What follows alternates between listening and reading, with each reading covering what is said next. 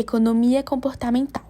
O objetivo é estudar o comportamento do consumidor sob influências de emoções, riscos, senso de justiça, dentre outros, maximizando a utilidade e expondo a assimetria de informações. Temos alguns dos seus princípios. Como o ser humano tem limitações cognitivas, é suscetível a vieses comportamentais, tem influências de emoções. Portanto, o ser humano não é racional 100% do tempo. Também temos as tomadas de decisões. Assim como no esquema a seguir, temos o sistema 1 rápido e o sistema 2 devagar, na qual o sistema 1 é intuitivo e gera pelo emocional, e o sistema 2 é racional e gera pelo analítico. Agora, vamos utilizar esses princípios para analisar as respostas de cada pergunta do formulário. Primeira questão. O objetivo dessa pergunta era analisar a capacidade de interpretação de informação dos entrevistados, tendo como resultado 22,22%.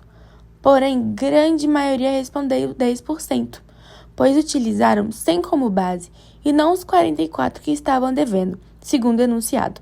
Logo, os dados ressaltaram que os entrevistados não souberam analisar os dados, o que pode ser explicado pela ancoragem e também pelos princípios básicos, ou seja, são processos que ignoram algumas das informações passadas, maneira comum de economizar esforços durante a tomada de decisões, impactando a decisão de compra. Na segunda questão, é perguntado qual tipo de propaganda é mais adequado. Temos duas opções. A primeira, atrasa o processo de envelhecimento, e a segunda, fazendo você se sentir jovem de novo, a qual foi a mais voltada. Isso acontece devido ao enquadramento, que é a forma que um problema ou situação é apresentado, impactando na forma de pensar da pessoa e, por consequência, altera seu processo de decisão. A terceira questão é perguntado como você repartiria R$100. Tivemos alguns resultados, tais como repartir apenas 99 e R$1 e também como repartir os R$100 igualmente ao meio. Segundo as respostas, os dados mostram um senso muito grande de justiça, querendo dividir o valor meio a meio. Mas também tivemos a falta de conhecimento e as pessoas que distribuiriam os valores de forma de R$1,99. Nós podemos explicar essa questão utilizando a maximização de resultados, pois esse princípio sugere que os indivíduos tendem a tomar decisões que maximizarão seus benefícios ou utilidade, pois o ser humano sofre influência de emoções. Portanto, o ser humano não é racional 100% do tempo. Na quarta e na quinta questão, vamos utilizar o princípio de tomada de decisões. Temos o sistema 1, no qual criança foi o mais eleito, enquanto no sistema 2, o pai foi eleito. Isso ocorre pois, segundo a tomada de decisões em microeconomia comportamental, é examinado como os indivíduos fazem escolhas e quais fatores vão influenciar na tomada de decisão. A sexta e sétima questão reflete sobre a probabilidade de ganhar ou perder, mostrando dois tipos de pessoas: a pessoa aversa à perda e a pessoa amante do risco. Assim, segundo as respostas, não se vê muitos amantes do risco.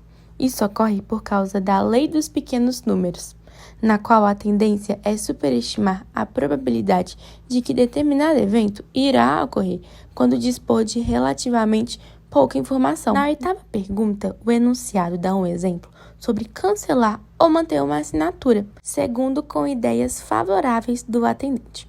Nós chamamos isso de nudges. Nudges são pequenos ajustes no ambiente de decisão, podendo influenciar o comportamento das pessoas de forma previsível sem restringir suas opções. Ou seja, a pessoa tende a tomar escolhas de maneira não totalmente racional, deixando com que cores, aromas, iluminação, formatos e uma simples mudança na ordem de apresentação das palavras em um discurso no leve a tomar as decisões que os transmissores desejam.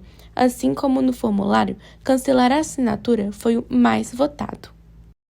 A nona e a 10ª questão demonstram como a opinião de uma pessoa ou sociedade podem influenciar a opinião ou até as ações de uma pessoa ou grupo. Na nona questão, considera-se a classe política como reflexo da sociedade, onde 82,1% das pessoas julga a classe política como reflexo da sociedade, enquanto 17,9% restante acredita que a classe política não é um reflexo da sociedade. Esta visão pode ser sustentada pelo entendimento de que os políticos são eleitos pela sociedade e, portanto, refletem as mesmas limitações e vieses comportamentais que a população em geral.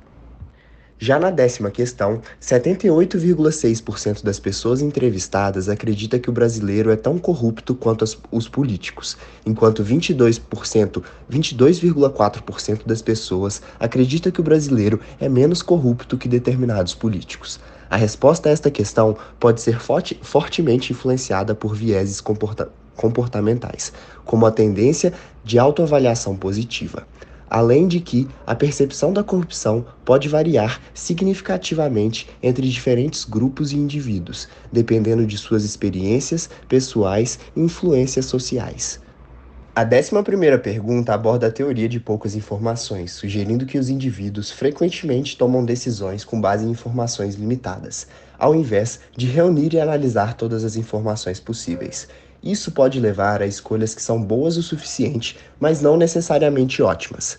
Essa teoria desafia a suposição clássica de que os consumidores têm informações perfeitas e racionais, considerando que muitas vezes as decisões são feitas com base em informações parciais ou regras de bolso. Em termos gerais de participação política, 57,1% das pessoas entrevistadas se considera abaixo da média do brasileiro, enquanto os outros 42,9% se considera acima da média do brasileiro. A 12ª e a 13ª pergunta apresentam viés de confirmação, que basicamente é a tendência de procurar, interpretar e lembrar informações de maneira que confirmem as crenças pré-existentes. Isso pode levar a uma visão distorcida da realidade e decisões subótimas. Esse tipo de viés cognitivo leva a estreitar o seu foco na busca por confirmação, em vez de levar em conta evidências ou explicações contrárias. 96,4% dos indivíduos acredita serem merecedores de confiança, enquanto 3,6% acredita não ser merecedor de confiança. Já na 13ª questão, 64,3% dos entrevistados acredita que o brasileiro, em termos gerais, é uma pessoa confiável, enquanto 35,7% acredita que o brasileiro, em termos gerais, não é uma pessoa confiável. A 14ª e a 15ª questão também possuem viés de confirmação. Este que geralmente ocorre quando queremos que certas ideias sejam verdadeiras. Isso leva as pessoas a pararem de coletar informações quando as evidências encontradas confirmam seus próprios pontos de vista, o que pode levar às ideias pré-concebidas que não são baseadas na razão ou no conhecimento real. Os indivíduos, então, selecionam partes da informação que confirmam seus conceitos prévios. 89,3% dos 28 entrevistados não se considera racista, enquanto 10,3% das pessoas consideram-se racistas. Enquanto, em termos gerais, 50% dos entrevistados consideram os brasileiros racistas e outros 50% não consideram os brasileiros racistas. Conclusão: apesar de que pensamos, nós nem sempre agimos de forma racional, ao menos não no quesito de ser um completo egoísta e pensarmos apenas em nossas vontades e retirar sempre a maior utilidade de tudo. Isso acontece porque deixamos o meio e as pressões externas nos influenciar. Somos seres sociais e, por isso, muitas vezes abrimos mão de algo para o bem comum. E ainda existem os casos que realmente falta confiança ou conhecimento para realizar uma decisão. Muito obrigado pelo seu tempo.